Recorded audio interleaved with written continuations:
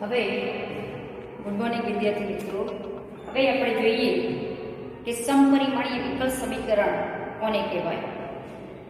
પહેલા સમપરિમાણીય વિકલ સમીકરણ સમજતા પહેલા સમપરિમાણીય વિધેય કોને કહેવાય એ સમજવાનું છે.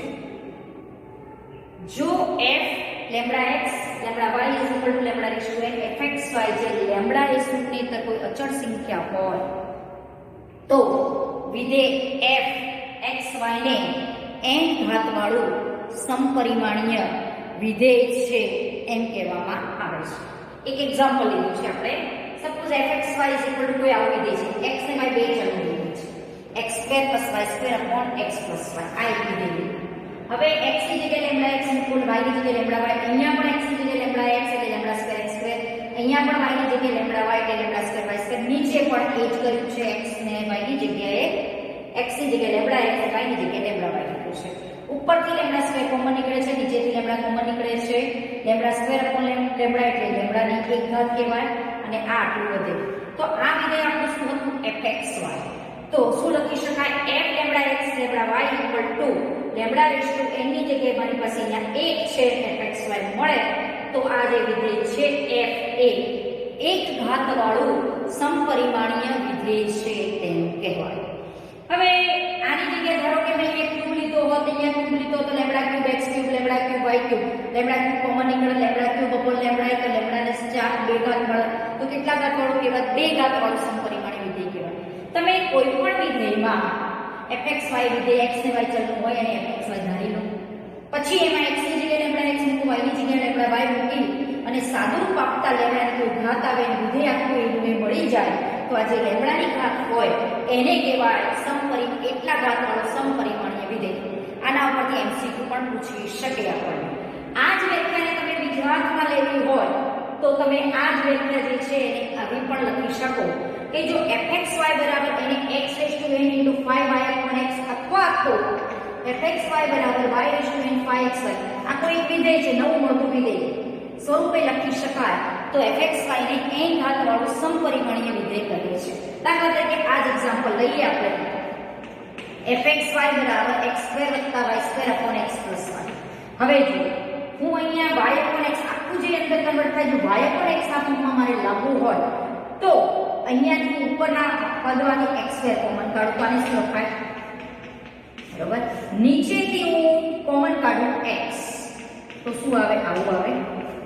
હવે x² / x એટલે x થયો અને આ જે નવું વિધેય મળ્યું 1 + y/x નો હોલ વર્ગ પણ વિચારી શકો અને 1 + y/x આખું y/x ના ફોર્મમાં કન્વર્ટ થઈ ગયું. એ નવા વિધેયને 5y/x તો તમારે જે નામ આપવું આ નામ આપી શકો અને h y/x કહી શકો, ગમે તે કહી શકો. તો અહીંયા ચલ તમે જોઈ શકો છો કે y/x ના ફોર્મમાં છે. આને શું બની જાય? y/x નો હોલ સ્ક્વેર.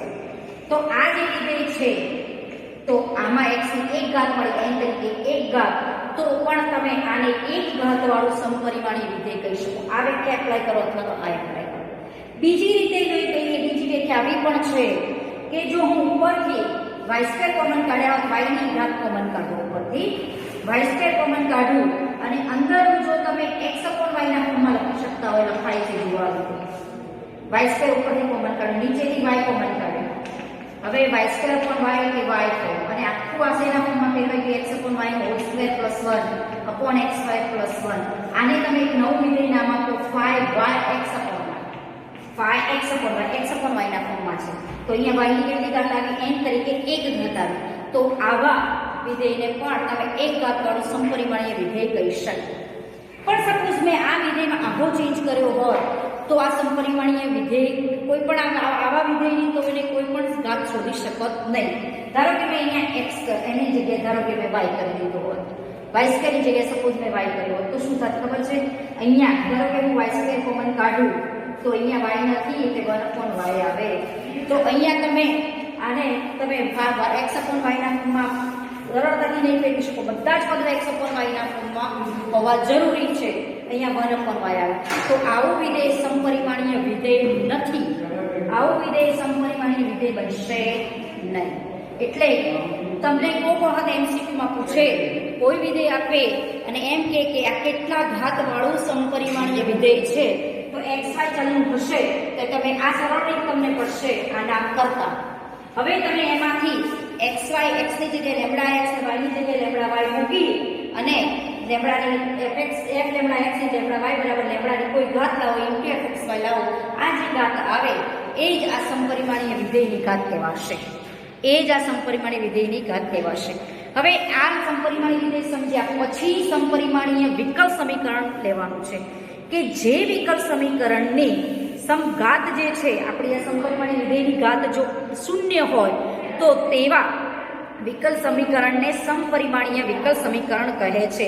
જે વ્યાખ્યા તમને પેજ નંબર 333 પર આપી છે, 333 નંબરના પેજ ઉપર તમારી ચોપડીમાં બ્લુ અક્ષરે લખેલી આવી વ્યાખ્યા આપી છે. એટલે ધારો કે મેં આ જ વિધેયમાં આવું કર્યું હોત કે આની જો લેમ્બડાની 0 ઘાત મળી હોત ઉપર x y ને નીચે કંઈક સમથિંગ એવી ગોઠવણી કરો કે લેમ્બડાની 0 ઘાત મળે તો આવા જે સમપરિમાણીય વિધેય છે 0 ઘાત વાળું કહેવાય. તો જે 0 ઘાત વાળા સમપરિમાણીય વિધેય છે એવા વિધેયને આપણે વિકલ સમીકરણો પરથી સમપરિમાણીય વિકલ સમીકરણ કહેવામાં આવે છે. સમપરિમાણીય વિકલ સમીકરણની વ્યાખ્યા હવે જોઈએ. સમપરિમાણીય વિકલ સમીકરણ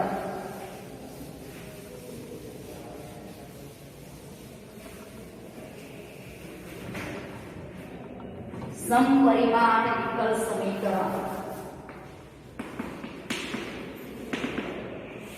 વિકલ સમીકરણ જો કોઈ વિધેયને આવી રીતે લખી શકો dy/dx fxy. એક આપણે એક્ઝામ્પલ લઈશું એટલે ખબર પડશે. fxy હોય આવા સ્વરૂપના વિકલ સમીકરણમાં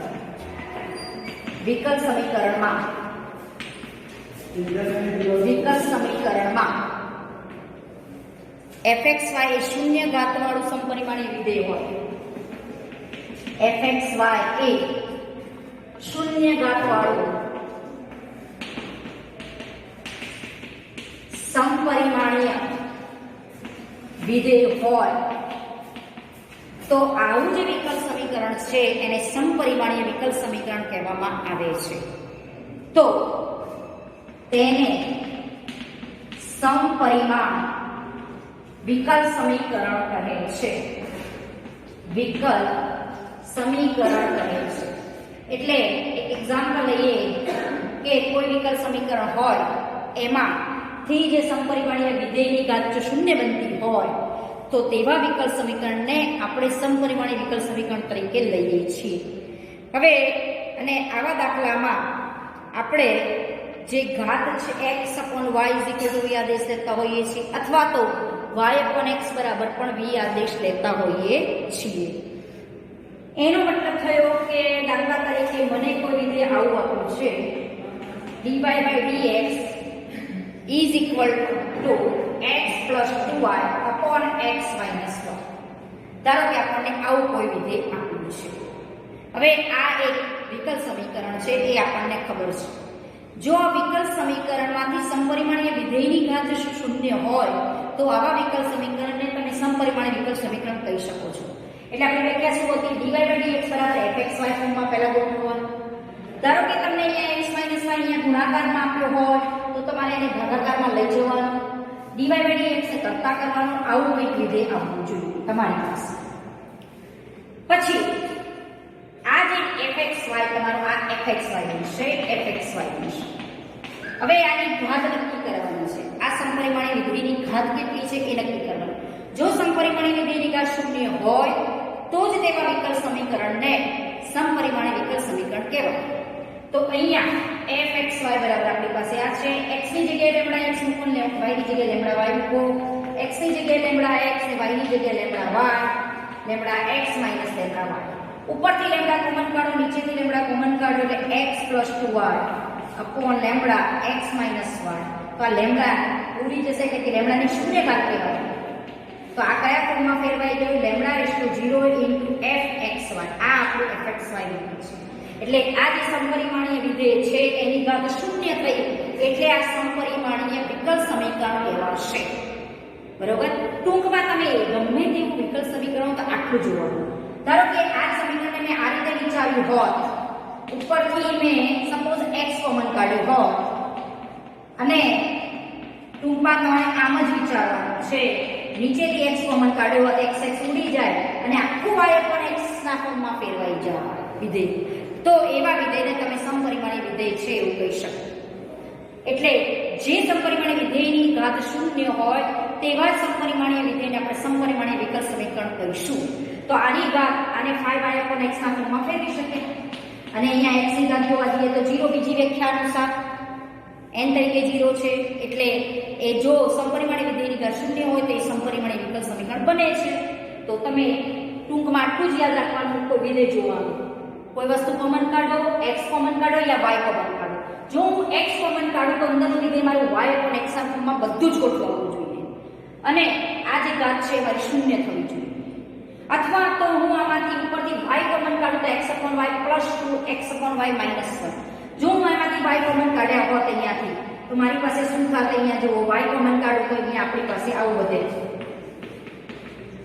બરોબર. હવે આ આપણે y ની 0 ઘાત કહેવાય, y ઉડી ગઈ એટલે 1 1 એટલે y ની 0 ઘાત કહેવાય અને આખું વિધેય શેમાં કન્વર્ટ થઈ ગયું? x upon y માં. ક્યાંય અહીંયા x પણ ન રહેવો જોઈએ, અહીંયા y કશું ગુણાયેલું ન રહેવો જોઈએ, આખું જ x upon y માં કન્વર્ટ થવું જોઈએ. અને જો આ ફોર્મમાં ફેરવો તો આખું y upon x ના ફોર્મમાં કન્વર્ટ થવું જોઈએ. તો જ આવા વિધેયને તમે સમપરિમાણીય વિકલ સમીકરણ કહી શકશો, નહીંતર નહીં. બરોબર. એટલે તમારે વિકલ સમીકરણ જોઈને ઓળખવાનું છે કે આ વિકલ સમીકરણ કયા પ્રકારનું છે અને પછી ઉકેલની વાત કરવાની. ધારો કે મેં આ એક વિકલ સમીકરણ લીધું, એની ઘાત સમપરિમાણીય વિધેયની ઘાત શૂન્ય હતી, તો આ સમપરિમાણીય વિકલ સમીકરણ બને છે. તો હવે આનો ઉકેલ કઈ રીતે શોધો એ એના ઉકેલની વાત કરો. હવે જો ધારો કે પરીક્ષામાં તમને એમ જ કહી દે કે આ વિકલ સમીકરણને ઉકેલો, તો તમે પહેલી નજરે દોડાવો કે હું અહીંયા x y કરું, પછી હું આમાંથી x વાળા પદો dx સાથે y વાળા પદો dy સાથે અલગ નહીં કરી શકું, ગમે તેટલું સાદું રૂપ આપીશ. એટલે વિયોજનીય ચલ પ્રકારનો સીધો આ દાખલો છે નહીં.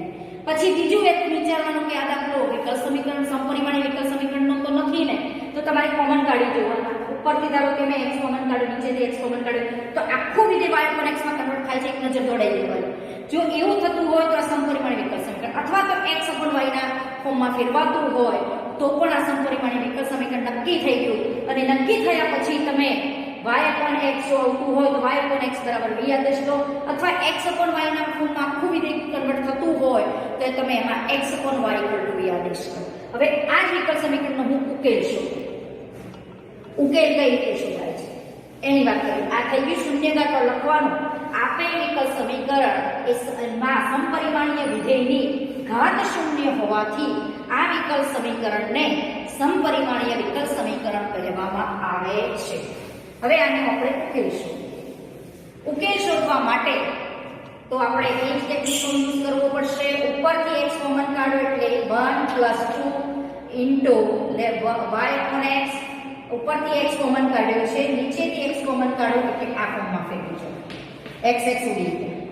મારે તો છેલ્લે તો આ જ ફોર્મ લાવવાનું છે અને y upon x v આદેશ, y upon x v આદેશ લેવાનો. જે y upon x મળે, ધારો કે x upon y મળતું હોય તો તમે x upon y v આદેશ લેવાનો. પણ છોકરાઓ ધ્યાન રાખવાનું, જ્યારે સામે dy/dx હોય ત્યારે y upon x v આદેશ ઉઠાવવાનો. સપોઝ મેં આને જો x upon y v આદેશ લીધો હોત તો dx/dy થાય અને મારે એનું વ્યસ્ત મૂકવો પડત dy/dx. તો અહીંયા તમે લખી શકો y vx. બરોબર.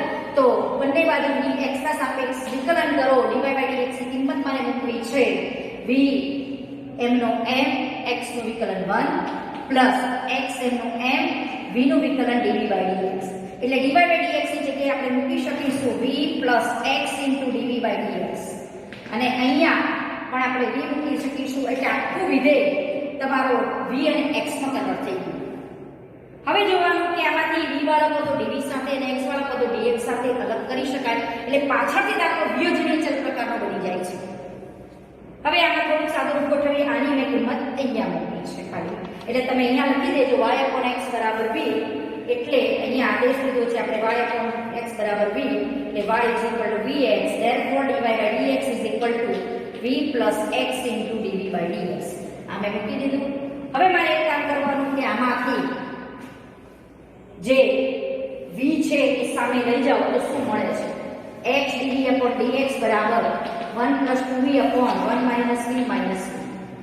બરાબર, સામે લઈ ગયા એટલે આવું થયું. થોડુંક સાદું ગોઠવી લઈએ. 1 + 2v અને v ને 1 - v સાથે ગુણો. v * 1 એટલે v, minus minus plus v * v એટલે v square, 1 - v x dv/dx. બરોબર, અહીંયા 2v અને v ની બાદબાકી 1 + v + v square upon 1 - v x dv/dx. હવે તમે આ પદ સામે લઈ જાવ એટલે 1 - v upon 1 + v + v square dv = આ dx અહીંયા જાય અને આ x ભાગાકારમાં આવે. ચલો આમાંથી છૂટા કરી શક્યા પદો, v વાળા પદો dv સાથે અને x વાળા પદો dx સાથે. એટલે હવે આપણો દાખલો સંકલનમાં વિયોજનીય ચલ પ્રકારનો દાખલો થઈ ગયો. હવે અહીંયા બંને બાજુ આપણો સંકલન, બંને બાજુ આપણો સંકલન. સંકલન આપ્યા પછી v ની જગ્યાએ તમારે છેદે મૂકવાનું y/x. આનું સંકલન એટલે જો આપણે જોઈએ તો આનું વિકલન શું થાય? ઉપર 1 + 2v થાય. એની જગ્યાએ આપણી પાસે 1 - v છે. હવે આખો દાખલો સંકલનનો થઈ ગયો. અહીંયાથી આના અલગ અલગ આપી દો અને અલગ કરો. અને અહીં ઉપર વિકલન ગોઠવવું હોય તો v નું વિકલન v ને સાપેક્ષ 1 અને v² * 2v, તો આને આમ લખી શકાય 1 + 2v - 3v upon 1 + v + v² dv = 1/x dx. આનું સંકલન તો log mod x થશે અને આને ભાગાકાર અલગ આપો એટલે fv/f'(v) એટલે log mod fv.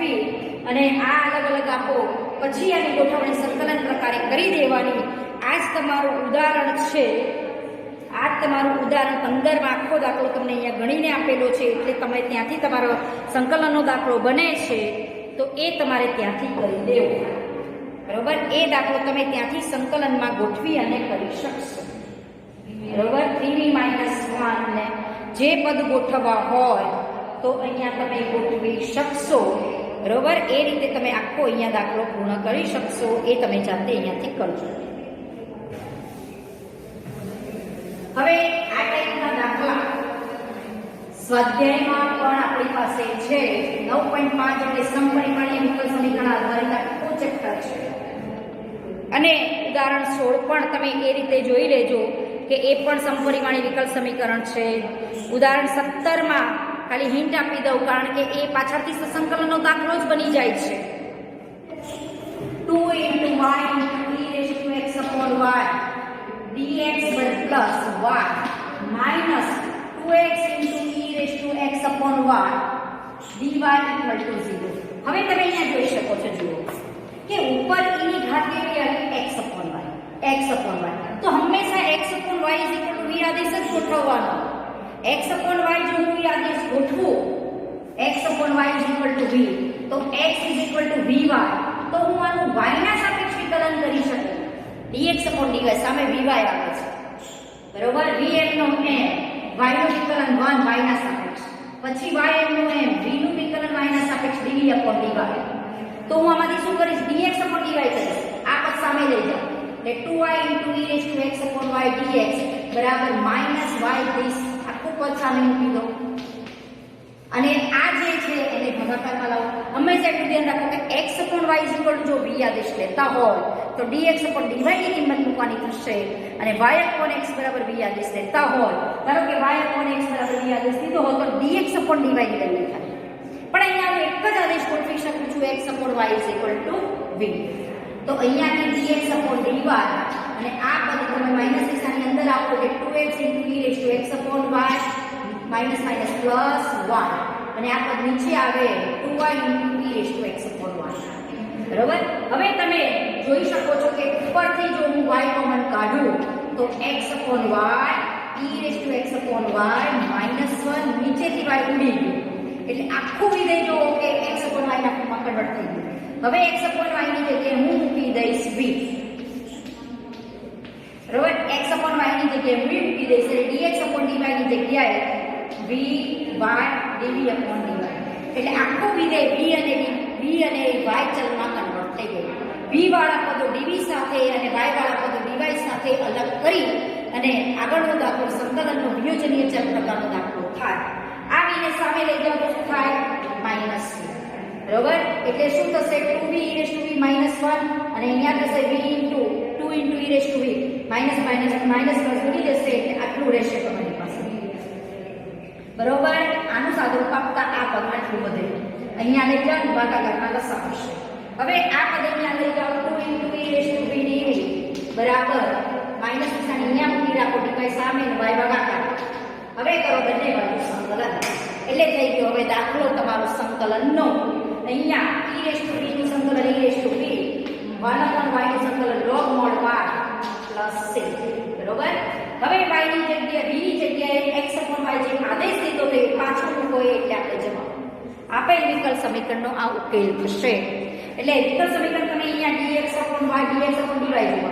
જ્યારે x/y ઘાત ઉપર હોય તો dx/dy ને કરતા કરવાનું, અને જ્યારે x y/x ગોઠવાતું હોય તો dy/dx ને કરતા કરી અને x/y જેટલું v આદેશ લેવાનો, અને dy/dx ગોઠવાય તો y/x બરાબર v આદેશ લેવાનો, અને dx/dy ગોઠવાય તો x/y બરાબર v આદેશ. તમે અહીંયા જોઈ શકો છો, ધારો કે મેં આમ કર્યું તો આખું બધું જ પદ મારે આખું વિધેય છે x/y ના ફોર્મમાં ગોઠવાય. એટલે આ કયું થયું? 0 ઘાત વાળું તો થયું જ સમપરિમાણીય વિકલ સમીકરણ, અને x y કોમન કાઢેલું y આવા ફોર્મમાં ગોઠવાયું. આ મારું fxy ફોર્મમાં ગોઠવાયું yn * 5x/y અને n ઘાત તરીકે તમારી અહીંયા શૂન્ય આવેલું છે. બીજી વ્યાખ્યા છે. બીજું ટૂંકમાં એટલું જ કે જે વિકલ સમીકરણમાં તમે આખું આવી રીતે ફોર્મમાં ગોઠવી શકો x/y અથવા તો y/x. પછી તમારે આદેશ લેવાનો, આદેશ મૂકવાનો, પછી દાખલો બની જશે વિયોજનીય ચલ પ્રકારનો. બરોબર. ઉદાહરણ 18 પણ આ જ રીતનું છે તમારી પાસે. હવે જોઈએ સ્વાધ્યાય 9.5 ના કેટલાક દાખલા. જે સમપરિમાણીય વિકલ સમીકરણ છે તેમ દર્શાવો. 2 પ્રશ્નો પૂછ્યા છે અને તેનો વિકલ સમીકરણનો એ ઉકેલ પણ શોધો. સ્વાધ્યાય 9.5 આખું જ ચેપ્ટર એ સમપરિમાણીય વિકલ સમીકરણ પર આધારિત છે. ટૂંકમાં કંઈ જ નહીં કે જે સમપરિમાણીય વિધેયની ઘાત 0 હોય તો સમપરિમાણીય વિકલ સમીકરણ કહેવાય, અને જો વિધેય fxy y/x અથવા તો x/y ના ફોર્મમાં ગોઠવવાનું, પછી આદેશ લઈ લેવાનો. હવે જોઈએ 9.5 માં દાખલા નંબર 1. પહેલો દાખલો છે આપણી પાસે x² + xy × d1 equal to છે x² + y² dx. હવે તમે અહીંયા જુઓ, x વાળા પદો dx સાથે અને y વાળા પદો dy સાથે અલગ કરવા જશો ને તો થશે નહીં. પરીક્ષામાં તો આટલું જ આવશે આ વિકલ સમીકરણનો ઉકેલ શોધો. તો તમારે જોવાનું કે પહેલું તો વિયોજનીય ચલ પ્રકાર વિચાર નથી થતું. જુઓ, ધારો કે અહીંયા ગુણી કાઢો x વાળા પદો dx સાથે કંઈ જ નહીં, આમાંથી x કોમન નીકળે તો હજુ x + y રહે. ધારો કે એવું કરવા જઈએ તો શું થાય છે? શું જુઓ, ધારો કે હું એવું કરવા ગઈ તો થાય છે શું? આમાંથી કંઈ અલગ ન પડે. dy સાથે y વાળું પદ જોઈએ તો અહીંયા તો x આવે છે. y વાળા પદો dy સાથે ને x વાળા પદો dx સાથે અલગ નહીં થઈ શકે. એટલે હવે બીજી રીત વિચારવાની કે આમાંથી તમે dy/dx ભાગાકારમાં લઈ લો અને આ અહીંયા લાવો, આ અહીંયા લાવો, ભાગાકારમાં લઈ જાઓ એટલે થાય છે શું જોવાનું. બરોબર. હવે રફલી આવું વિચારવાનું કે ઉપરથી જો હું x² કોમન કાઢું તો આમ વિચારાય, નીચેથી જો x² કોમન કાઢું તો આપણું આવું બને છે. x² ઉડે એટલે y/x માં વિધેય કન્વર્ટ થઈ ગયું.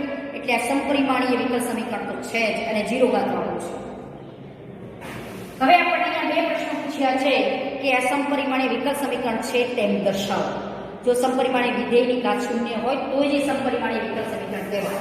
આ આપણું વિધેય fxy dy/dx fxy કહેવાય. fxy આપણી પાસે આ બન્યું. x ની જગ્યાએ λx ને y ની જગ્યાએ λy મૂકો એટલે λ² x² + λ² y² λ² x² આની જગ્યાએ λx એટલે λx, અને આની જગ્યાએ y ની જગ્યાએ λy. ઉપરથી λ² કોમન નીકળે, નીચેથી λ² પણ કોમન નીકળે એટલે કૌંસમાં આવશે આવું પદ, અને આ લેમ્બડાની 0 ઘાત થઈ આખું વિધેય કન્વર્ટ થઈ ગયું fxy. એટલે આ જે સમપરિમાણીય વિધેય છે એની ઘાત 0 હોવાથી લખવાનું. આપેલ સમપરિમાણીય વિધેયની ઘાત 0 હોવાથી આ સમપરિમાણીય વિકલ સમીકરણ છે, અને હોય તો એનો ઉકેલ કઈ રીતે શોધો. હવે એના ઉકેલની આપણે વાત કરીએ. આ 0 ઘાત વાળું સમપરિમાણીય વિધેય છે એટલે એનો ઉકેલ સમપરિમાણીય વિકલ સમીકરણ કહેવાય, અને એનો ઉકેલ આપણે શોધીએ. સમપરિમાણીય વિકલ સમીકરણો તો આપણી પાસે 2 જ રસ્તા છે, y/x બરાબર v આદેશ લો અથવા તો x/y બરાબર v આદેશ લો. હવે અહીંયા આપણે આ વિધેયમાંથી જો ઉપરથી y² કોમન કાઢો તો આ 1 x² કોમન કાઢો, ઉપરથી નીચેથી પણ x² કોમન કાઢો તો તમે એને આ ફોર્મમાં લખી શકો છો x² હવે આ ડિવાઇડ dx કરતા કરો છે y upon x માં સામેનું વિધેય ગોઠવાઈ ગયું તો y upon x બરાબર v આદેશ થયો એટલે y is equal to vx therefore dy by dx is equal to vm ના m x નું વિકલન 1 xm ના m v નું વિકલન dv by dx એટલે dy by dx is equal to થશે v plus x into dv by dx આની જગ્યાએ આપણે આ વેલ્યુ મૂકી દઈએ અને 1 plus આ y upon x નો હોલ વર્ગ v સ્ક્વેર અને 1 plus આ બી સામે લઈ જાઓ એટલે બધા જ પદો v વાળા મેં સામે કદાચ કરવાનો પ્રયત્ન કર્યો અને જોઈએ કે આપણું સાદુરૂપ કઈ રીતે ગોઠવાય છે તો x dv upon dx હવે આનો ગુણાકાર આની સાથે થશે v into 1 એટલે -v અને -v ને પ્લસ એટલે -v square upon 1 plus v therefore x into dv upon dx is equal to જો અહીંયા -v square plus v square ઉડી ગયા એટલે 1 - v upon 1 plus v વધે છે અને આ અહીંયા લઈ જાવ એટલે 1 plus v upon 1 - v dv થાય અને આ x ભાગાકારમાં જાય એટલે 1 upon x dx હવે અહીંયાથી કયો છે જે ચલ પ્રકારનો દાખલો થઈ ગયો v વાળા પદો dv સાથે અને x વાળા પદો dx સાથે અલગ કરી શકાય પહેલાથી કરવા જશો કે x વાળા પદો dx સાથે અને y વાળા પદો dy સાથે તો નથી થતા આ રીતે ગોઠવ્યા પછી જ તમે ગોઠવી શકશો હવે કરો બંને બાજુ સંકલનમાં આપણી પાસે મેથડ જ છે એનાથી કરી શકીએ અંશ અને છેદની ઘાત બંનેની ઘાત 1 બનાવી એટલે નીચેનો હોય ઉપર સેટ કરો તો ઉપરની ઉપર સેટ કરતા આપણી પાસે આવું આવશે 1 - v ઉપર સેટ કરવાના છે એટલે 1 plus v જોઈએ એટલે 2v કરી દઉં તો આવું કંઈક કરી શકશો બરાબર અથવા તો એવું ન કરવું હોય તો અલગ અલગ ભાગાકાર આપી દો તો પણ ચાલે બંને રીતે આનું સંકલન કરી શકશો હવે આપણો આ પ્રશ્ન સંકલનનો બની જાય છે બરાબર હવે આનું કરવાનું સંકલન આનું log mod 1 - v અને -v નું વિકલન -1 ભાગાકારમાં અને અહીંયા 1 માઈનસ કરો અને પ્લસ કરો એક વખતે એટલે પાછું બીજું કંઈ ગોઠવાશે આપણી પાસે આવું આવશે 1 - v જોઈએ છે તો હું આવું કરી શકું અહીંયા પતી ગયું તો અહીંયા 1 ઉમેરવું અને બાદ કરવું પાછો અલગ અલગ ભાગાકાર આપી દો એટલે આપણને કંઈક આવું મળશે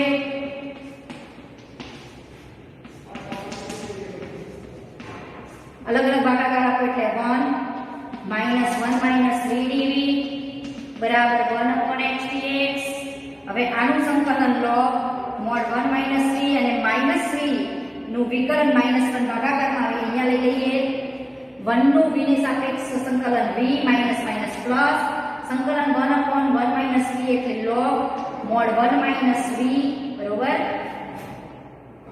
log 1 mod -1 અને માઈનસ v નું વિકલન -1 ભાગાકારમાં એટલે આવશે માઈનસ ની નિશાની log mod x અને અહીંયા આપણે log mod c મૂકીશું કારણ કે બધાનું સંકલન log માં આવ્યું છે હવે અહીંયા જુઓ આનો સરવાળો થશે 2 log 1 - v -v બરાબર log mod x વત્તા log mod c બરોબર હવે આનું થોડું સાદુરૂપ ગોઠવી આને v વર્ગ અને સામે લઈ જાઓ બધા પદોને અને કરતા કરી અને જે પાછળનો જવાબ આપેલો છે એ ફોર્મમાં આપણે ગોઠવી દઈએ અને અહીંયાથી છોકરાઓ તમે v જે આદેશ લીધો તો y upon x બરાબર v એ ગોઠવીને આગળ દાખલો ગણો તો પણ એ પણ તમારો દાખલો સાચો જ છે છેલ્લે સુધી જવાબ કયો લાવવો એવું જરૂરી નથી છેલ્લો જવાબમાં તમારે જો અહીંયા કોક log c ની જગ્યાએ એકલો c આદેશ મૂકે તો એનો જવાબ અલગ પણ આવી શકે આપણો જવાબ અહીંયા ગોઠવ્યો છે x - y નો વર્ગ બરાબર cx * e⁻y - x ચલો આને એ જ ફોર્મમાં ગોઠવી દઈએ આપણે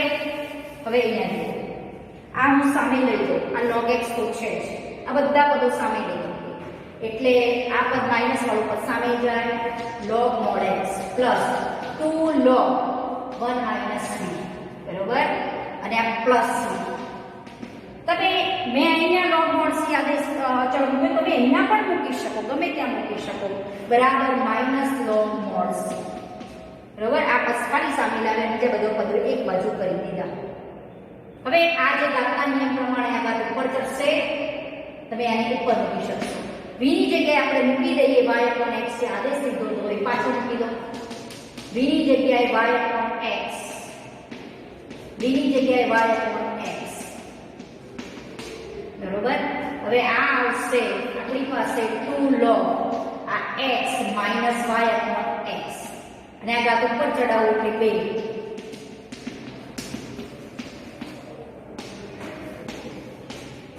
બરોબર, આને તમે આમ વિચારી શકશો log mod x minus y નો વર્ગ કરો કે x minus y નો સ્ક્વેર કરો બંને ચાલે.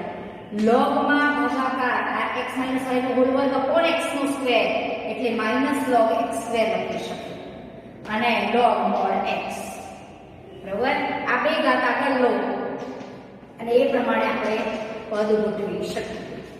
તો હવે આ જો આનો તમે આ જે છે આ 2 ઘાત આગળ લાવી શકો એટલે 2 log x plus log x એટલે આવશે minus log x.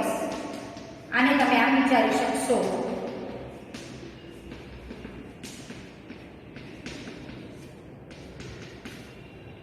mod x નો સ્ક્વેર છે, mod x નો સ્ક્વેર છે કે x સ્ક્વેર લખો કે mod x નો સ્ક્વેર લખો 2 ઘાત આગળ.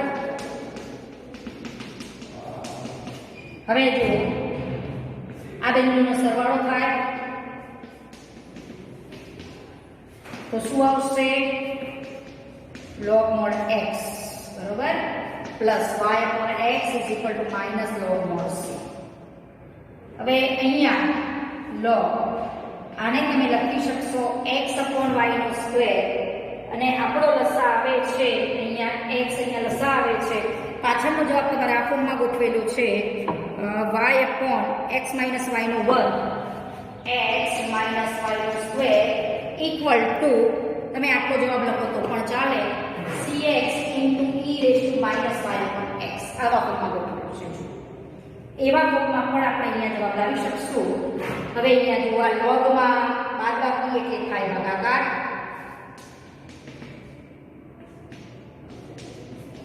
આ ભાગાકાર કર્યો બરોબર અને આ પદ છે સામે આને હું પ્લસ અહીંયા log c લઈ લઉં અને આ પદ છે સામે લઈ જાઓ.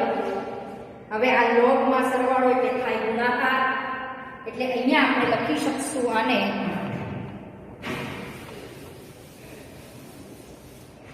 લખી શકશું log x minus y નો square upon x into c બરાબર minus y upon x બરાબર minus y upon log દૂર કરો એટલે e ની ઘાતમાં કન્વર્ટ થાય e raised to minus y upon x. આ x અહીંયા જાય અને 1 upon c એટલે c ડેશ લો c લો ગમે તે લઈ શકો એટલે જે પાછળ જવાબ છે એ ફોર્મમાં આપણે આ દાખલાને ગોઠવી દીધો. 1 upon c એટલે નવો c ડેશ ચલો એટલે આ દાખલાનો જવાબ ક્યાં સુધી છોકરાઓ અલગ અલગ આપી શકે છે. છોકરો ધારો કે આટલે સુધી સાદુરૂપ આપે બને ત્યાં સુધી સાદુરૂપ આપવાનું છે. log વાળા પદો સાથે લઈ અને બધા log વાળા પદો સાથે લીધા y upon x ને ખાલી અલગ કરી દીધો અને સાદુરૂપ ગોઠવી કાઢો એટલે આવી જાય. હવે આવો જ દાખલો બીજો છે y ડેશ આપ્યો છે dy by dx is equal to x plus y upon x. તો એમાં fxy વિધેય તમારું થશે x plus y upon x. x ની જગ્યાએ લેમ્બડા x અને y ની જગ્યાએ લેમ્બડા y મૂકી અને 0 ઘાત વાળું સમપરિમાણીય વિધેય થશે માટે એ સમપરિમાણીય વિકલ સમીકરણ બનશે અને એમાંથી તમે x upon y upon x બરાબર તમારે v આદેશ લઈ લેવાનો. સેમ આ મેથડથી દાખલો ગણવાનો થશે. આગળના દાખલા આપણે પછી જોઈએ.